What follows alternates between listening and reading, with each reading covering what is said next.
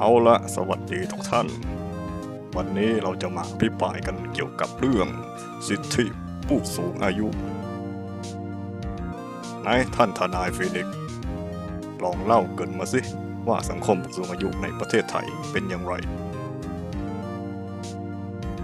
ได้เลยครับท่าน ปัจจุบันประเทศไทยถือเป็นสังคมผู้สูงอายุตามคำนิยามขององค์กรสหประชาชาติเป็นที่เรียบร้อยแล้วนั่นคือประเทศไทยมีสัดส่วนผู้สูงอายุเกิน10%ของประชากรทั้งประเทศโดยในปีพ.ศ. 2558ประเทศไทยมีประชากรที่มีอายุสูงกว่า60ปีสูงถึง15.6% ของประชากรทั้งประเทศหรือ 10.42 ล้านคนและจะก้าวเข้าสู่การเป็นสังคมผู้สูงอายุโดยสมบูรณ์เมื่อมีสัดส่วนผู้สูงอายุมากกว่า20%ในปีพ.ศ. 2563ทั้งนี้ประเทศไทยจะก้าวสู่การเป็นสังคมสูงวัยระดับสุดยอดในปีพ.ศ. 2578ซึ่งประชากรที่สูงอายุจะมีสัดส่วนมากกว่า30%ของประเทศประชากรทั้งหมดสถานการณ์ด้านประชากรสำนักงานสถิติแห่งชาติกระทรวงเทคโนโลยีสารสนเทศและการสื่อสารได้จัดทำเอกสารการสำรวจประชากรสูงในยุคในประเทศไทยพ.ศ. 2557ช่วงมิถุนายนถึงสิงหาคมพบว่าประชากรสูงอายุของประเทศไทยมีจำนวนเพิ่มขึ้นอย่างต่อเนื่องในรอบ10ปีที่ผ่านมาอัตราผู้สูงอายุเพิ่มขึ้นจาก6.8%ในปีพ.ศ. 2537เป็น14.9%ในปีพ.ศ.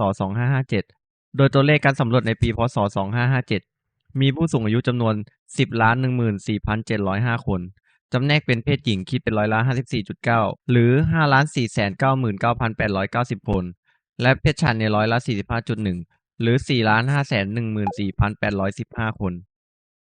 เอาละตอนนี้เรารู้แล้วว่าประเทศไทยในปัจจุบันได้เป็นสังคมผู้สูงอายุอย่างเต็มรูปแบบแล้ว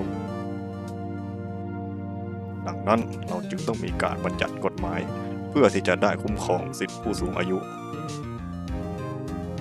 เราไปฟังวัตถุประสงค์กับสาระสำคัญของกฎหมายตัวนี้จากท่านทนายไมค์เอ็ดเวิร์ดกัน ด้วยความยินดีครับท่านศาลที่เคารพ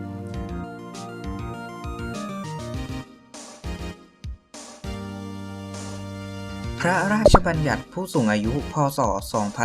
2546มีวัตถุประสงค์คือ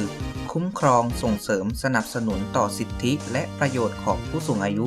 โดยสอดคล้องกับบทบัญญัติของรัฐธรรมนูญแห่งราชอาณาจักรไทยสาระสำคัญมีการคุ้มครองสิทธิผู้สูงอายุผู้สูงอายุที่มีอายุเกิน60ปีบริบูรณ์ขึ้นไปและมีสัญชาติไทยได้รับสิทธิตามมาตรา11ดังต่อไปนี้ 1. การบริการทางการแพทย์และการสาธารณสุขที่จัดไว้โดยให้ความสะดวกและความรวดเร็วแก่ผู้สูงอายุเป็นกรณีพิเศษมีช่องทางเฉพาะผู้สูงอายุเพื่ออำนวยความสะดวกและความรวดเร็วในการเข้ารับการรักษาและมีคลินิกสำหรับผู้สูงอายุ 2. ด้านการศึกษาศาสนาและข้อมูลข่าวสารที่เป็นประโยชน์ต่อการดำเนินชีวิตส่งเสริมความรู้สนับสนุนกิจกรรมทางศาสนาเผยแพร่ข้อมูลผ่านวิทยุโทรทัศน์ต่างๆ 3. การประกอบอาชีพหรือฝึกอาชีพที่เหมาะสมให้ข้อมูลคำปรึกษาจัดหางานฝึกอาชีพที่เหมาะสม 4. การพัฒนาตนเองและการมีส่วนร่วมในกิจกรรมทางสังคมการรวมกลุ่มในลักษณะเครือข่ายหรือชุมชนการรวมกลุ่มกิจกรรมเช่นรวมกลุ่มการถ่ายทอดความรู้ภูมิปัญญาผู้สูงอายุและเป็นสมาชิกชมรมผู้สูงอายุท่านสมาชิกชมรมคนชอบ 5. การอำนวยความสะดวกและความปลอดภัยโดยตรงแก่ผู้สูงอายุในอาคารสถานที่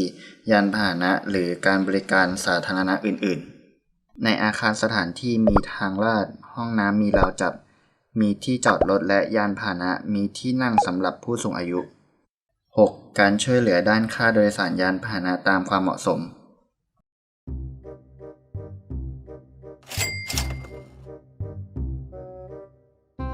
ลดหย่อนค่าโดยสาร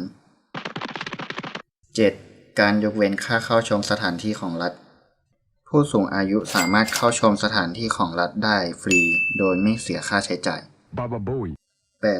การช่วยเหลือผู้สูงอายุซึ่งได้รับอันตรายจากการถูกทารุณกรรมหรือถูกแสวงหาประโยชน์โดยมิชอบด้วยกฎหมายหรือถูกทอดทิ้งมีการช่วยเหลือในเบื้องต้นเป็นเงินไม่เกิน500 บาท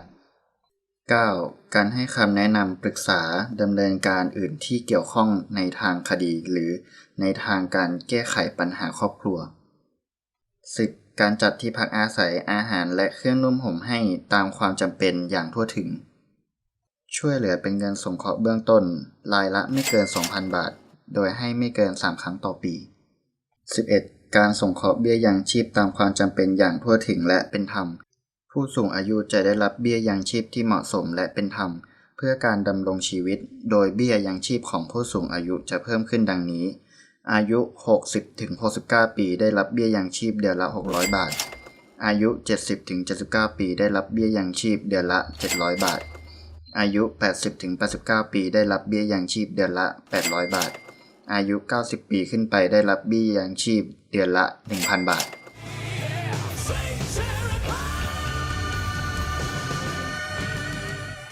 12. การสงเคราะห์ในการจัดการศพตามประเพณีช่วยเหลือค่าจัดการศพให้ผู้สูงอายุที่เสียชีวิตและมีฐานะยากจนรายละ 2,000 บาท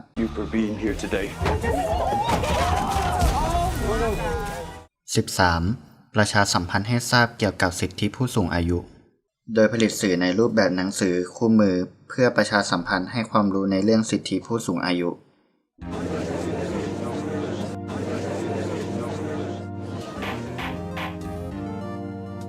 ทุกท่านครับกรุณางดใช้เสียงขณะกำลังอภิปรายด้วยครับ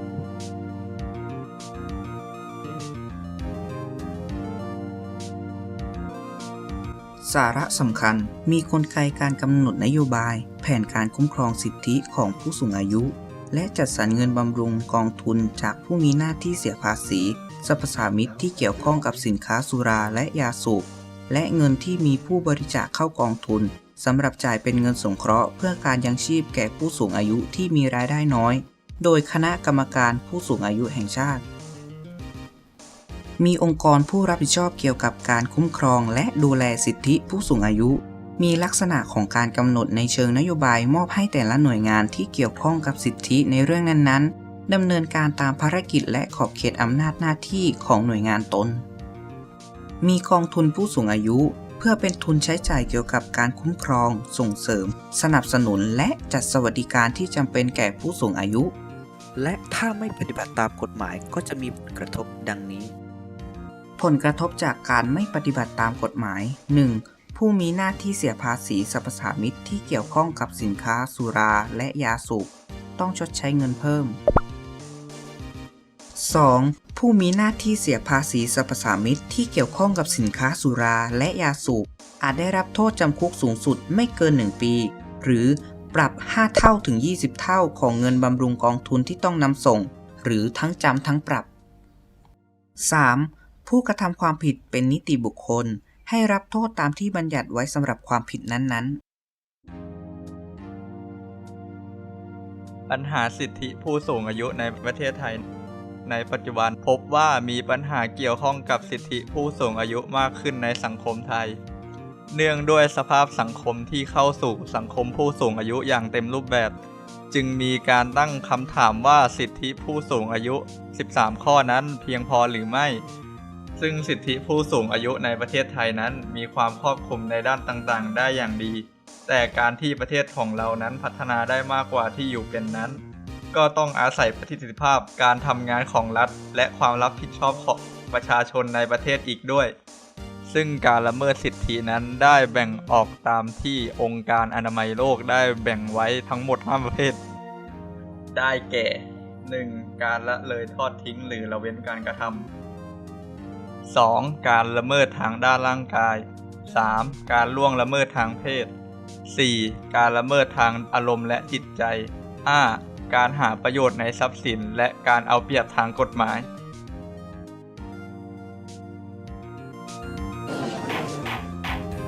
เอาละทุกท่านการอภิปรายในวันนี้ก็ได้สิ้นสุดแล้วขอบคุณที่มารับชมสวัสดี